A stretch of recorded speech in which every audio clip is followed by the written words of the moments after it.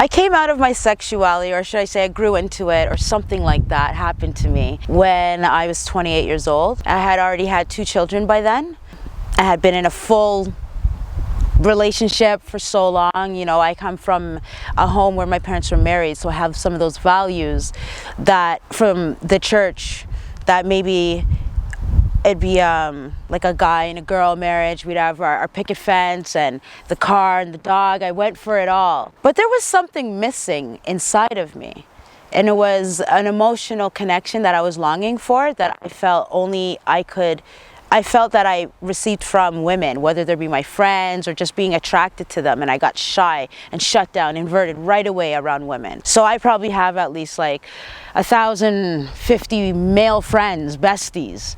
But do I feel comfortable around women? So like one day I had to like ask myself, like, why am I like this? Why do I only have male friends? You know, like, I know I love you ladies, I love you guys. I do have female friends, but I just don't feel comfortable with the feelings that I feel, my sweaty palms, my nervousness, how maybe I concentrate, like I'm looking at this woman and I'm feeling sexual energy, you know, I'm feeling like maybe I can really get used to this emotional connection we have. And maybe that's what's really missing for me. So I feel like part of my sexuality and me coming out as a Black Indigenous queer who went to church, you know, who only does poetry about her spiritual guerre, which is my struggle with my sexuality quest and my God.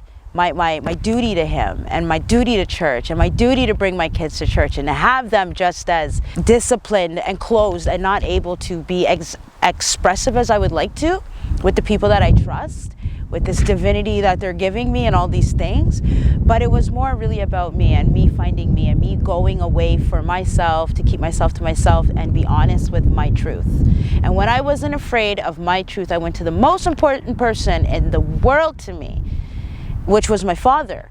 At the time, his voice was first. And he said, I've always known that. He said, oh, Erica, he said, I've always known that. And then I told my mother, and she was like, okay, sure, anything you want, anything you want. But what does that mean?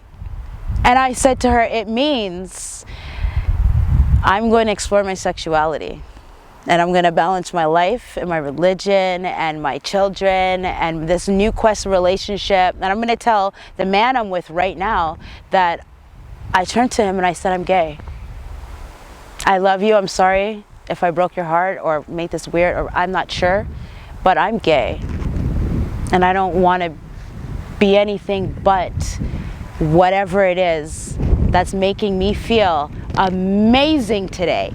I am amazing because I am me in my full skin, and I'm not afraid to put my feelings first before someone else's. So I can say it. And I'm bisexual, and I'm double-spirited.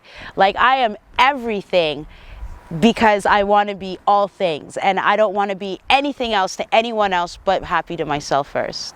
So that's what being a Black Canadian Indigenous queer means to me at 42. Moi, je suis très enchantée.